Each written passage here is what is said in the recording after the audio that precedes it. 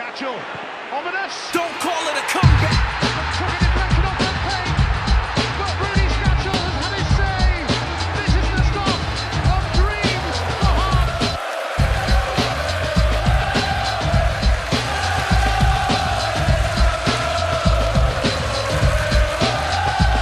Hello everybody, welcome back to We Have No Cares. We've been away for a while. I'm Nicole. Hey, I'm looking around at some very joyous and happy faces here. We've got Robert Borthwick, hi. And we've got Craig Cairns. Yes, I'm really looking forward to today, listeners. Like for various boring reasons, I missed the game against St Johnstone yesterday, but I did my best, likely lads, and I've not seen the result. I've kept away from it, and I'm going to find all about it between you guys. So it was a good game, right?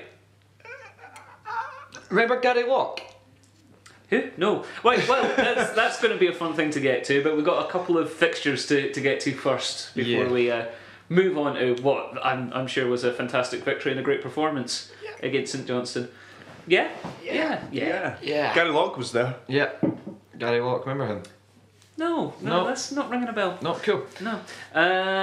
So the first game that we must cover, that we must explore, was Heart of Midlothian 1, Partick Thistle 0. Anything remarkable happen in this game? Anything that you want to The dwell defence is solid at the moment. It's not getting breached anytime soon. Oh, that's certainly something to take forward. Yeah, absolutely. Yeah, just don't look like losing any goals, especially from set pieces. We just look incredibly strong. Just very, very organised. Really great. Yeah. Actually, I have to admit, I wasn't at the Thistle game because I was working. First home game I've missed in roughly 2.5 years. I wasn't upset about it. Nope. No, I can tell. Definitely not. No. Yeah. Well, on the pitch, it was notable for being the debut of the 4-2-3-1 formation. No, well, not the debut, we've always played like that before, but trying something out with both Walker and Nicholson playing on the wings and Doom as the second striker off of Juanma, and it looked very, very solid, very good going forward. It was quite fun and exciting in that Partick game, wasn't it, Craig? Well, yeah, that's probably squeezing all our best attacking players onto the pitch at once, I'd say, yes. We're not playing a front two, because it's not very often that you get to see Nicholson and Walker on the pitch at the same time. So yeah, that's definitely the formation for that, I'd say. Mm-hmm. Yeah, because if you just play a straight 4-4-2 with, say, a Riley or a Dowda off Juanma, it gets a bit thin in midfield. When he plays two strikers, he tends to play three central midfielders and a winger rather than two wingers and two central midfielders. Well, and certainly that's been the recent theme after experiments with two wingers. Certainly didn't work out earlier on in the season. Yes. But yeah, it was fun, and like you say, we were very, very solid. Suter continuing his great form. Yep. He's a breath of fresh air. He looks really strong from set pieces. Just won't let the ball bounce in the area, won't let his man get his run on him. Just really strong. Just very mature and competent. Yeah, exactly. Genuinely though, I fucking love him. I think he's tremendous, and he's going to be a wonderful player for us. Yeah, I think his progression's definitely been accelerated. He was thrown into the team when needs must up at Ross County, when there was nobody else available, pretty much. I'm sure Nielsen wanted to give him a run of games, but I didn't think when he signed him, he thought it would be this soon. And he was part of a team that was it 5 clean sheets in 6 matches, I think we got in the league or something like that. And recently we just got a stretch of 4 clean sheets. We did that for the second time this season. I think we're the only team in the league to go two 4-game stretches with clean sheets. Yeah. That's a difficult stat to follow, but I'm glad you introduced it. But Soapy's the man. You see, is that his nickname? Soapy Suter, yeah. Really? Apparently, I don't know. You don't know where it comes from, do you, Craig? I don't know. It's Suter Willie. There's one of his mates is called Soapy Suter. Jesus Christ, what are they teaching you kids? What's in his school brother these called? Days? His brother. What's his brother's nickname? Does he have one? No, it's just Harry, mate. He'll definitely be Soapy as well. Anyone I've ever met with the surname Suter is called Soapy Suter. It's an immutable law of being Scottish. Yeah. Talking about that defence, the young defence, we were missing Patterson, cruelly robbed from us in the Kilmarnock game, but Liam Smith had another excellent game against Partick. Yeah, he's just that youthful exuberance, that enthusiasm that you love seeing really from young players coming in. He doesn't play with any fear. He actually plays with a lot of confidence in what he's doing. Incredibly solid defensively. The attacking part of his game needs to improve a wee bit, but I'm sure he's probably been told, focus on the defending. You are a defender. As you get more and more into the first team, then you can look at supporting wingers and stuff like that. But it's a little harsh. I mean, he's got great technique. Oh no, he gets forward when he can. I'm not saying he doesn't do it. I'm just saying that he doesn't offer what Patterson does. Well, essentially, no. Who does though? Well, I know, but who else can be a rampaging pirate of athletic glory? Not Liam Smith, apparently. No. But yeah, he's incredibly promising, and as we run of form, as we run of first team games, has got him into the Scotland under-21 squad as well. Yeah. Which is great for the club. club. I'm shocked that he wasn't there before, to be honest. He's only ever played one game at under-19s for Scotland. How very odd. I know. Considering he's captain of our under-20s.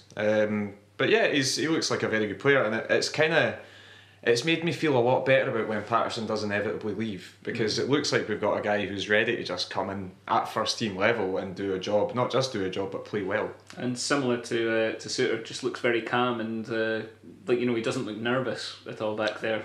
Yeah, makes mature decisions. At the game that we're going to come on to after this, actually, he saved us the 3 points in that match with his goal line clearance as well. So yeah, he's definitely looked impressive since he's come in. I wonder though, is it, and you'll probably know this better than me, you guys, but does it show that we have like a lot of other good youngsters in reserve ready to come through, or is it? I think the youth team was destroyed by the administration period. We had to let go of a lot of young players to be able to save money. The coaching suffered from that as well, and just generally it's been in a bit of a malaise since Romanov, really. So it's unfortunate. Yeah, yes and no. I think Liam Smith is kind of like one of the last wave of kids that we got before administration. Yeah, he was like Smith and Beath. Yeah, Smith and they were sort of on the younger end of the same generation as like Nicholson and Walker. Like there was like that sort of span. So I think we're going to have a fallow period for a couple of years after. Beath and Walker, Beath and Smith go through the team. That's the thing. Like Liam Smith is older than both John Suter and Jordan McGee. he's older. He's just much less experienced, obviously. But yeah, I think we're not going to be seeing like swathes of young players coming through.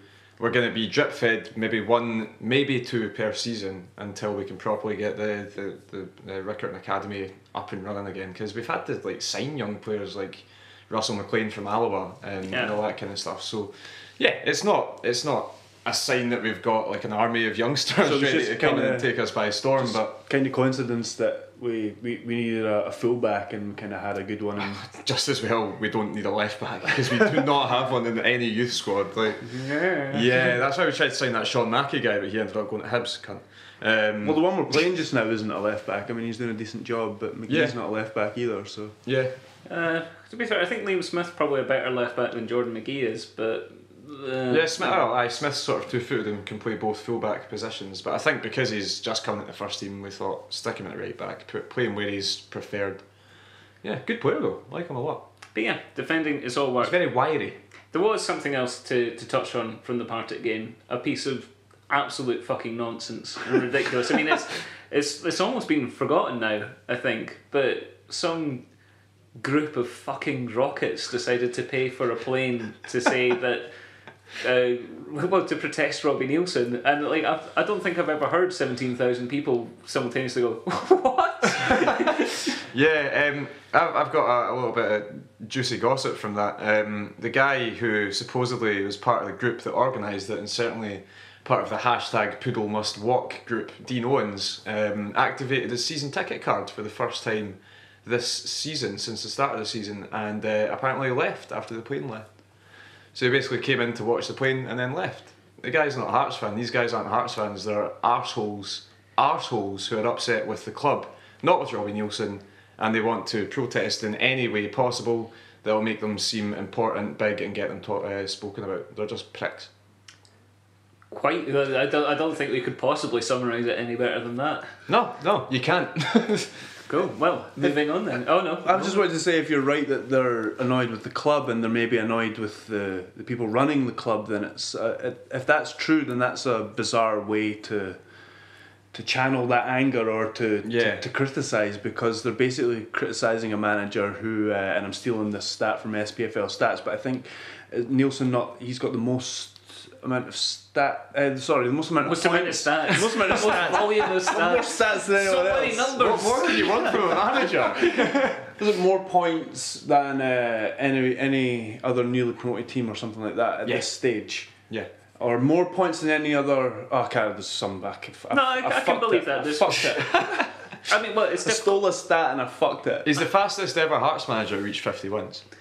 Like, I'm trying to remember, like, the last sort of team that was promoted and did really well. I mean, the last one I can think of is, like, well, Gretna, obviously, but, like, Livingston when they finished came third, up, like, didn't finished they? third. Yeah, they finished third when they came up, but they were still like 30 odd points away from the rest of the Yeah, teams. yeah.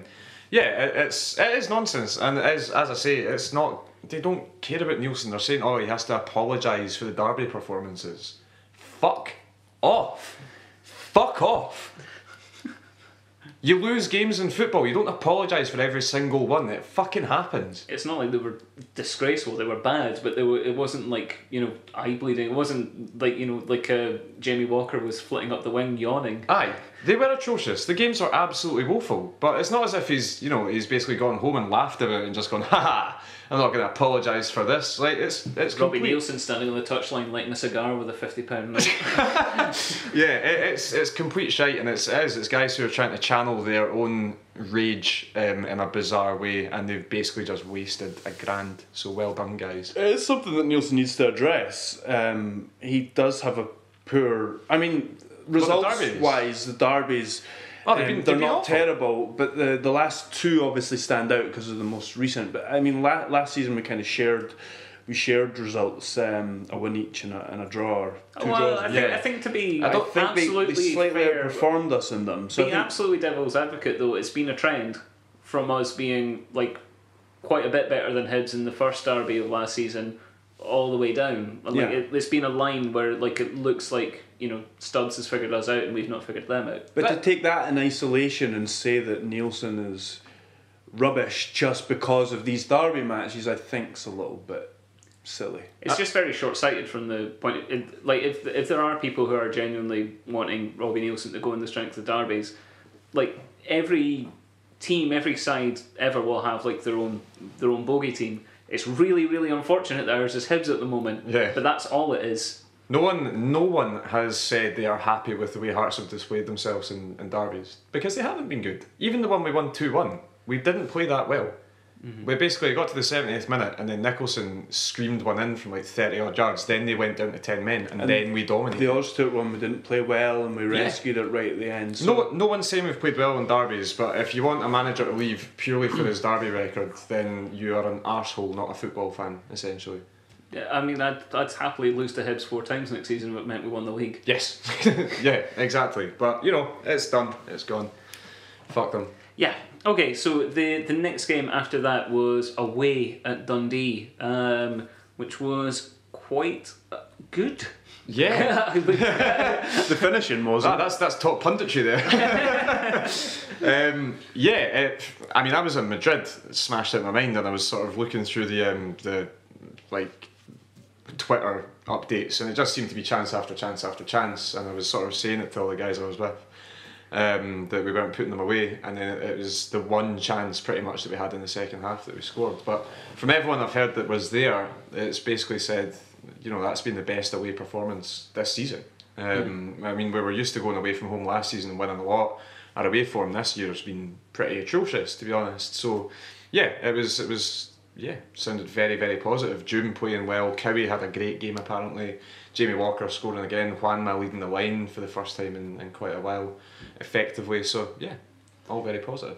We continued with that 4-2-3-1 formation with the two wingers and Cowie and Prince being the central duo, and again it seemed to give us a nice balance of attacking and defence. Yeah, Walker and Doom were both breaking from midfield quite effectively. That's what created a lot of the problems for the Dundee defence, and like I alluded to before, it just seemed to be the finishing that let us down on that match more than anything else. I think the play up until the finishing was really good. the Walker one after 30 seconds, I mean, I don't think he's hit a worse shot in his career. It almost went behind him. It was amazing. It looked like he was really angry at a photographer. And Jim had a similar one in the same half as well, where he kind of similarly skewed the shot wide. So yeah. And Kiwi missed a chance, Wanma missed a chance, McGee had a goal chopped off for offside. We were all over them. Yeah, no, it was like in terms of the goal that we actually scored was slightly less us creating a great chance, more Dundee being absolutely fucking rancid. Their defence just opened up. It was crazy. I don't know. I still don't understand. I've watched it a few times now, and I don't understand how it happens. I think I understand how it happens. Let me explain. It looks like McGowan is filling in at centre half for some reason, and then decides to step up to face who's got the ball, and just leaves this huge gap behind him. And you see O'Day coming to the right to mark. I don't know who. I didn't see anybody out there. Well, I think Rob's about to Rob knows. with some intense tactical analysis here. Basically, Wanma was getting man marked, and it was either whoever their centre half was on the day, Conrad or Gadjalov or whoever, and they tracked him into midfield. It was Gadzalov. It was O'Day and Gadzalov with the centre half. Yeah, and he tracked Wanma because Wanma dropped very deep to collect the ball. McGowan was drawn in by that as well. They both fouled Wanma, but he managed to squeeze a pass off to Joom, which left a gaping hole in Dundee's defence. There was no line there because Gadzalov had rushed out. O'Day didn't know who he was marking because basically Joom had dropped deep as well to take the ball in, which meant Walker had the freedom of the back line to just sort of make his run. It was a great ball from Joom as well. And that's Wanma dropping deep completely flummoxed Dundee, and they did not know what to do, essentially. Would it be crass of me to point out that you used the words deep, squeezed and gaping in that analysis of that goal? Absolutely not, it was all intentional. I love goals. Cool. Well, I don't think any of us were actually at that game, so No. There's very little other insight to add to that. Well, again, Wanma created a chance for himself in the second half as well when he turned his man, got a shot away. Dundee seemed to come into it a lot more in the second half, which seems to be kind of endemic of our season. It happens, we score a goal, we go one up, and then we go no, stop attacking and just basically go back onto our own 18-yard line and let John Souttar and Ali Mustard become fucking great at doing everything. Is that because we're not quite as potent up front as we were? I think it's because the players are so worried about getting the win rather than stretching the lead. They see that we're winning, and they kind of, I think it's a mentality thing.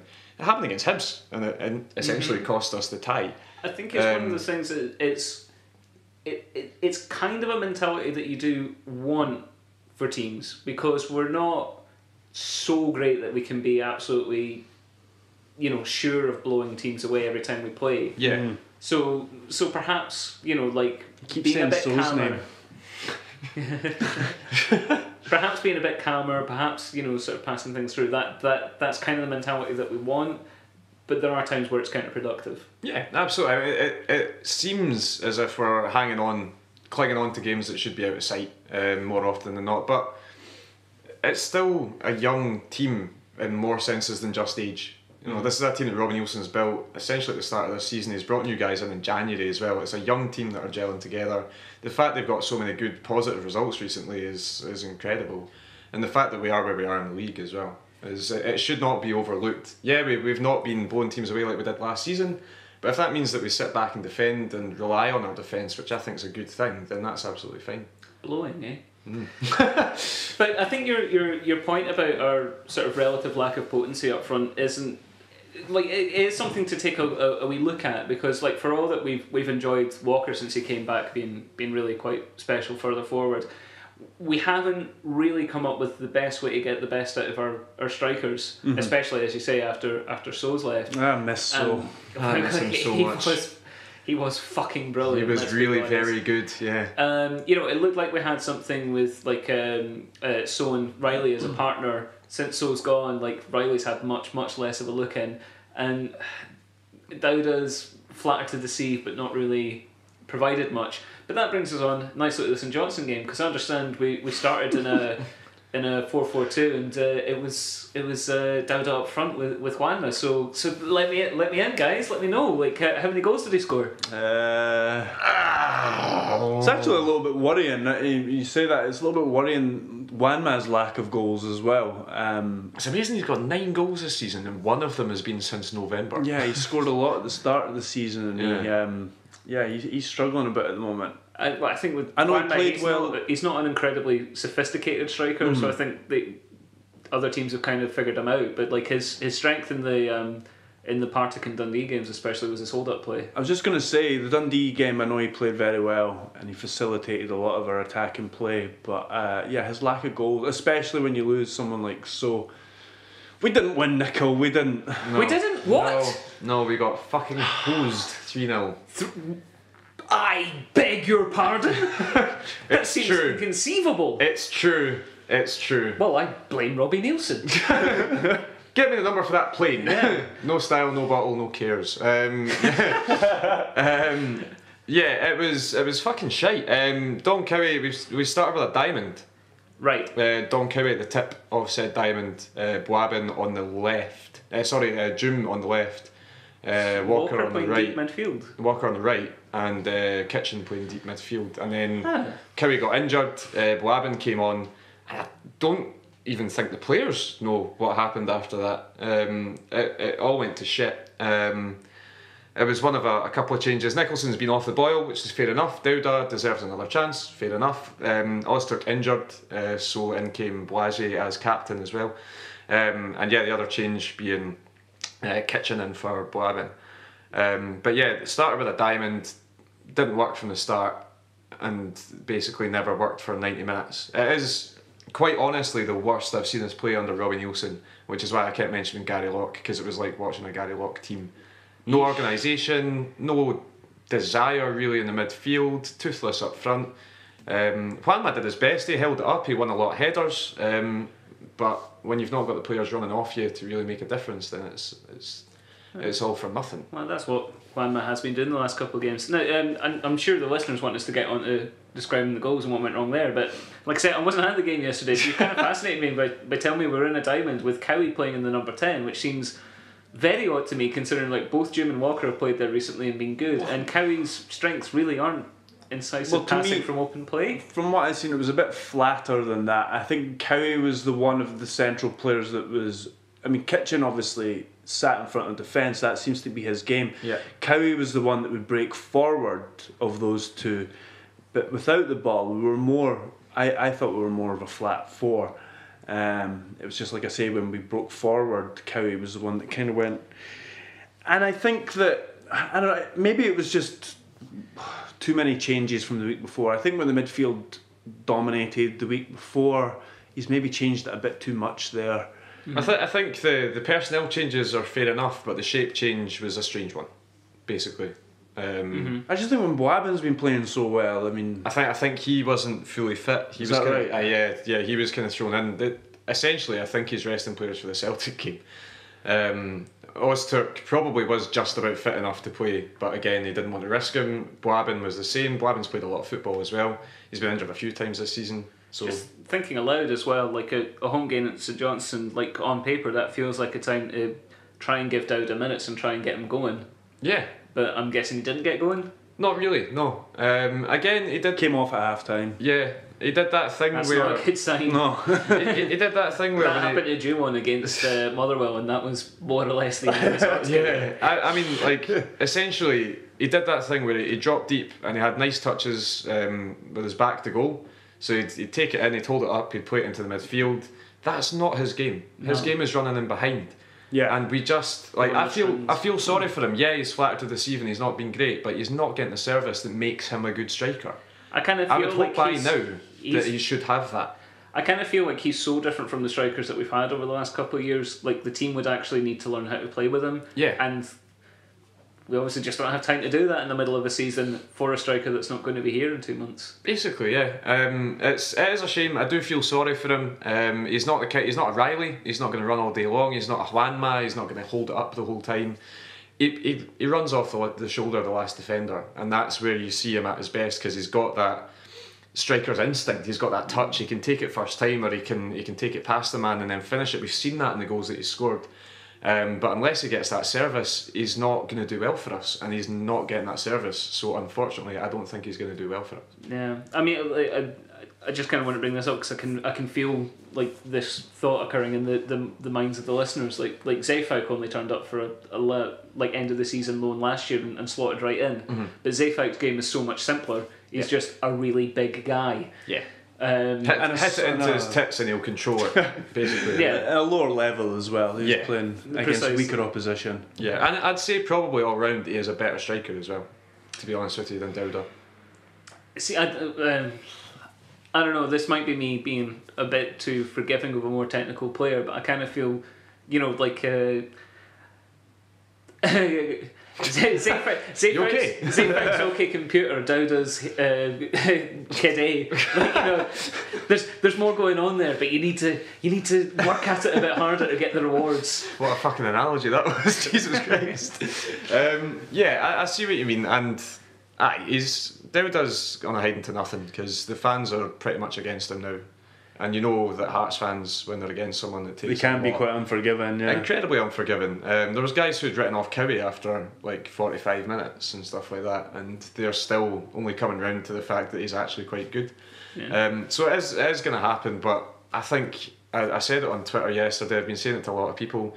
From now until the end of the season, if you're playing two up front, play Riley and Wanma, because they've got a good understanding. We saw that actually when Riley came on in the second half against St Johnstone. He found Wanma a couple of times, Wanma found him a couple of times, which is 4 more times than Wanma and Dowda ever found each other. Riley, I wish he had a bit more confidence. He was basically through on goal at one stage, and he decided to pass to Wanma. The chance was gone about 4 seconds later. I wish he'd shoot more often, but he's definitely our best bet if we're playing two up front. Cool. So not great in general play there. Like a bit of an experiment too far. We're kind of feeling there. I think there's an element of the experiment, but for me the most worrying thing is the players just didn't look interested, and that is the first time under Nielsen really that I've seen the players look completely disinterested. Yeah, after we won the league last year there was a wee bit of that creeping in, but it was just so bizarre. The only players who actually looked like they gave a fuck were Kitchen and Wanma. Okay, well let's focus on the positives there. Perry Kitchen, how did he play? What is he? He's a screening central midfielder. Sorry, he looks like he's defensive, no flair. He described himself as that before. So I don't think he's going to be the kind of guy that drives our attack on, but maybe like a Brelly 2.0. Yeah. Okay. Yeah. A Sainer Morovic. He's just basically. But he won't get thrust up front everything. No. Yeah. He basically just ran on patrol the entire time. Anytime they came forward, he was basically just going like side to side in the midfield, making sure nothing went past. And he had a couple of missed touches. He put a couple straight out for a throw from stupid situations, but that's going to happen when you don't have match. This is the start of the season. Yeah, effectively. I would say in the team's defence as well. I mean, it was obviously a terrible performance, but I think the manner of the first 2 goals that we conceded, they weren't from open play, and I think if you defend your set pieces better, then you go in 0-0 at half time after a poor performance, and then you can make a couple of changes, and then you can maybe salvage a win at the end of it. I don't think we can expect this Hearts team to be firing on all cylinders every week, every match, and I just think that we let ourselves down with our set piece defending on Saturday more than anything else. Like I say, we could have maybe saved the victory if it wasn't for the poor marking those 2 corners. Yeah, basically everything from open play that St Johnstone created, Kitchen cut out a lot of it.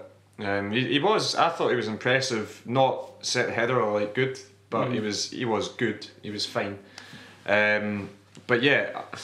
Yeah, the set pieces in Kitchen, actually, if you look at the highlights, Kitchen looks a wee bit lost with the set pieces because he's marking the front post, and both times the ball just sort of flies over his head.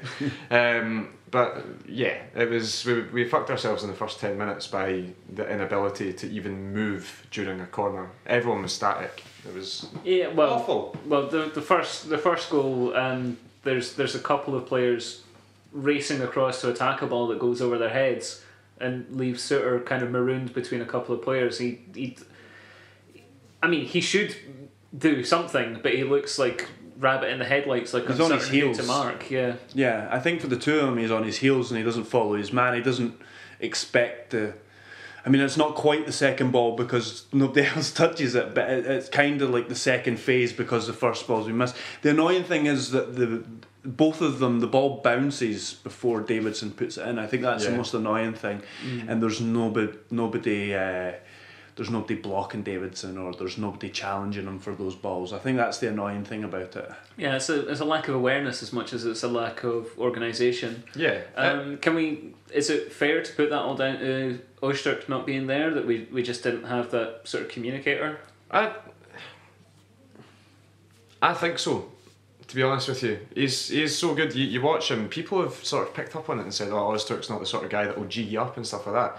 See, if you watch during set pieces or during the game, he's not a guy who's going to scream and shout. He'll go over and he'll organise by basically placing his hands on you and moving you to where you should be, and then he stands where he should be. It's my favourite type of manager. Absolutely.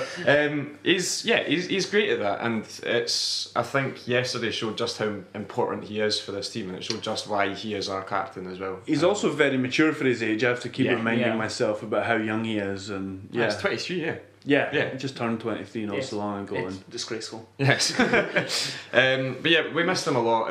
Augustine came in, he's not started in a few weeks, and you could see that he didn't have a great game, and it's the first time he's really played alongside Suter and stuff like that, so you can see why there was breakdowns in communication, but that, if it was known at the start of the week that Öztürk wouldn't be playing, that should have been worked on in training, and it just wasn't. I mean, Suter has been amazing, we said it earlier on, but both of those first two goals, it's the guy he's marking that scored them both.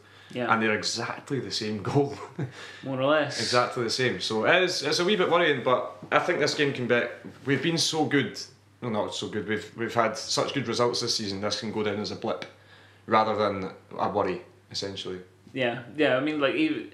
For all that people have had complaints about the recent performances, we've never looked like shipping 3 goals. No, no. I think it's important to remember that this just happens sometimes when Hearts are in the SPL. We're not as dominant in this league as we are in the Championship. It feels strange that you have to say that. But I know. Come on, like this does happen sometimes. They are only the second team to come to Tynecastle and win in the league this season. So I mean that's pretty impressive in and of itself. We have conceded 6 goals at home to St Johnstone this season. Yeah, it's a bit bizarre, yeah. It's strange. And when was the last time we didn't score a goal at home? Celtic? No, I mean, we scored in with the 2 meetings versus Celtic this season, we scored. It was we at lost Celtic Park, 2-1 and we drew 2-2. It's a strange feeling walking away from Tynecastle having not celebrated the goal, put it that way. Yeah. It doesn't happen very often. Even when we got completely smashed by Aberdeen, you got Rossi scored in the second half. And we gave St Johnstone something to defend in the second half as well, through our poor marking at set pieces. They had another good chance in the second half from a set piece as well. Again, we let ourselves down there. But their chances from open play were few and far between until they scored that third one, and at that point we're committing men forward and we're trying desperately to get back into the game. So I think from open play defensively we still maintained that shape and that doggedness that we have. It was definitely set pieces where we've let ourselves down. Yeah, I think that's a good point. We can try and analyse that third goal, but really the game's done by that. Yeah, and there's no difference between 2-0 and 3-0 in that match, really. I mean, I think you'll find 3-0 is one more. It's exactly one more, yes. It's a half-fit Prince Boabin playing at centre-half gives the ball. I know you're a stats guy, but I just felt the need to throw those numbers at you. We feel this was the ghost of Lockie over this then? Yeah, Gary Locke was in the stands watching, and you can just guarantee that... Stroking his crystal ball. Exactly, yeah. Putting pens in his wee doll with flowing blonde hair. It's definitely his fault, 100%. Like, let's not beat around the fucking bush here. It was all Gary Locke's fault. Yeah. He should be banned from the stadium. He absolutely should, for everything he's done to Hearts. People talk about what he's done for Hearts. Look at what he's done to Hearts. This is the real crime. Yeah, it absolutely is. Bad day at the office, compounded by the fact Gary Locke was there. Let's not get a plane, let's just get a drone to hang over his head constantly. It's like, Gary, fuck off. Danny Swanson finally had a good performance at Tynecastle though. That was good for him. He So did Liam Craig. yeah, Liam Craig actually did have a good game. Danny Swanson did what he did for Hearts and sort of flitted in and out of the game and got injured. And that was it.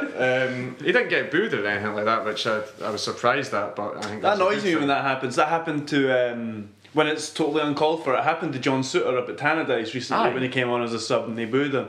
I thought, what the fuck is wrong with you guys? Yeah. Yeah, that is odd. Well, but I think they had like something that he was offered a deal, but he'd rather go to Hearts or something. They felt You'd sort of rather not betrayed. play in the Championship next season. What an idiot! What a tit. Yeah, I think their whole thing was like what we were like with Scott Severin. In the Yeah, sense that like yeah. they expect him to go down south and they send for fucking Aberdeen. It's like, what are you doing, mate? And then he went down south. Yeah, well, great career decisions from Scott Severin. Yep. Just what a guy! Yeah. What a guy! Yeah. Okay, anything else to bring up from these three games? Anything? Oh, the one thing I noticed, the Foundation of Heart strip looks great from a distance, less so close up. So let's keep it on the players, guys. I said that earlier on in the season when I was at Fir Park. It looks good on the players as they're playing, but yeah. Maybe frame it instead of wearing it.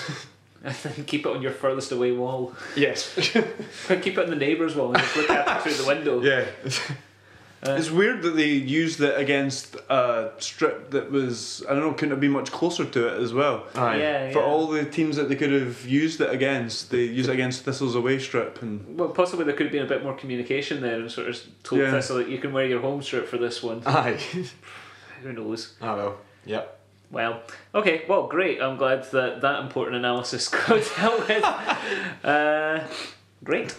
Okay, so Yes. after all of that, Yeah. after all of the ups and the downs and the ins and the outs of 3 match days, Yes. we need to pick a guy who was the best, who epitomised everything that is good and pure about Heart of Midlothian, and praise him in song. Yes. Do you have a suggestion for who this man should be? Absolutely can only be one man. Cruelly overlooked by that wank Gordon Strachan for his Scotland squads. Oh, goodness. Yeah, I'm going there. I'm saying it. Strong words. part of my theme. Is it? Oh. Right, okay. That's interesting. Jamie Walker.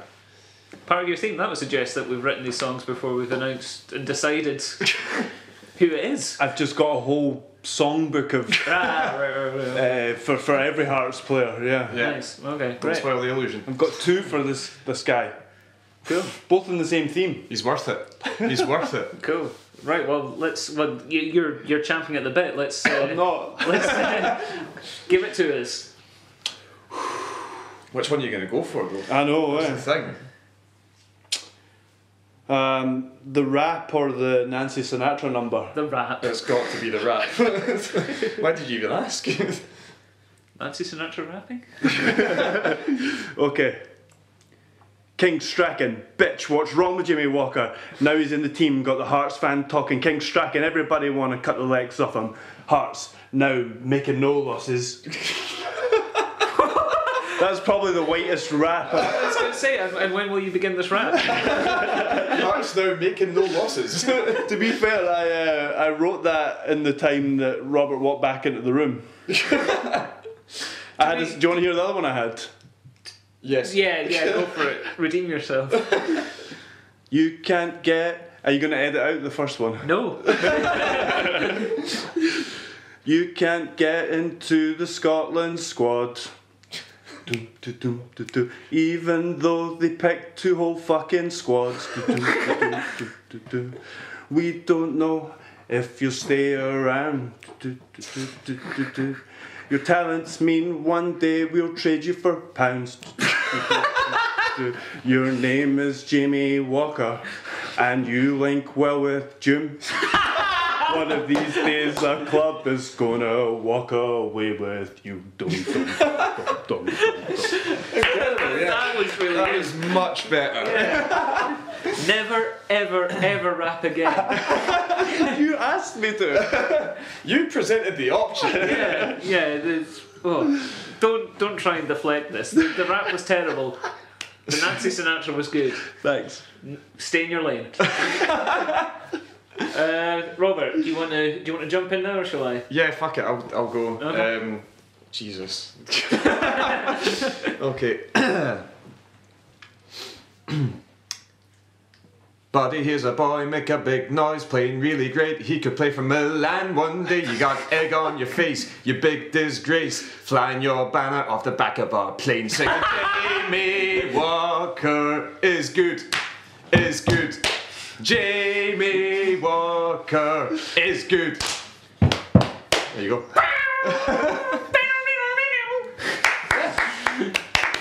That's very nice. That took me no time to come up with.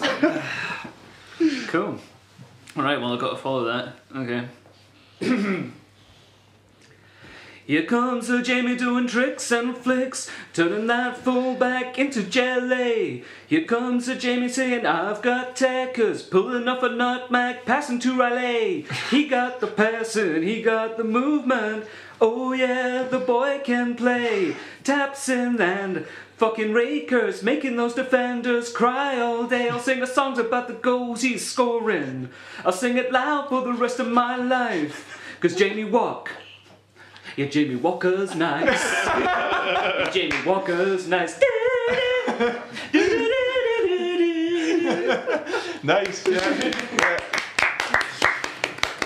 Oh, how are we feeling about that? That was actually quite strong, I felt, from all corners. Yeah, I'm gonna say you on this Really? occasion, Nickel. Yeah, I think so. Oh, I quite liked your rhyming with Doom. Yes. Yeah, I saw the glee in your face with that one. Your casting vote, is it me or is it you? Well, I'm not going to vote for myself, so well done, Nico. Yeah. Yes! Well done, man. Deserved. Fabulous. Yeah, Okay. I think I let myself down with my first effort. I'd almost completely forgotten about that, but yes. So Could you possibly? Definitely can't edit out now because I keep referencing that. Great, well, you won't be back. But if people do enjoy your work and they've tolerated Rob's, then there's a place where we can get you both together, isn't there? Yeah, the Terrace Podcast. Yeah. Where we expand across the rest of Scottish football. We absolutely do. Do you not have a YouTube presence as well? We do, yes, Yeah. but that's for children. It's true. Yeah, official SPFL YouTube if you want to see it. Like, yeah. SPFL Extra. If you want to see what we look like, Yeah. If you want to see just how white Craig is. And the answer is almost translucent. Great, if they want to get you on Twitter. Craig Cairns 001. At RF Borthwick for myself. At Nicole Hay. Good. The We Have No Cares is at We Have No Cares. That's right. You can email us, wehavenocares@gmail.com. And where can they find this episode and all of the other ones? On the internet, just Google it, for fuck's sake. Yeah. Don't make me do your job for you. We've been doing this for like 18 months now, you should know. Yeah. Yeah. Cool. Thanks for joining us. We understand we haven't been particularly regular recently. Apologies for that. It's just work schedules and boring things. Yeah, and holidays. And holidays. Yeah. Which is less boring and will gain us much less sympathy, so I wasn't really going to bring it up. Yeah, but I want people to know. Yeah. Great stuff. Well, thank you for joining us. Thank you, Craig. Thank you, everybody. Thank you to Hearts for just being such a wonderful organisation. Learn how to defend corners better though. Yeah. No Yeah. thanks to Gary Locke. Yeah. Steve Crawford. Steve Crawford. Steve Crawford. I'm gonna knock you out. Mama said knock you out. Oscar's arriving on the scene. Hotly!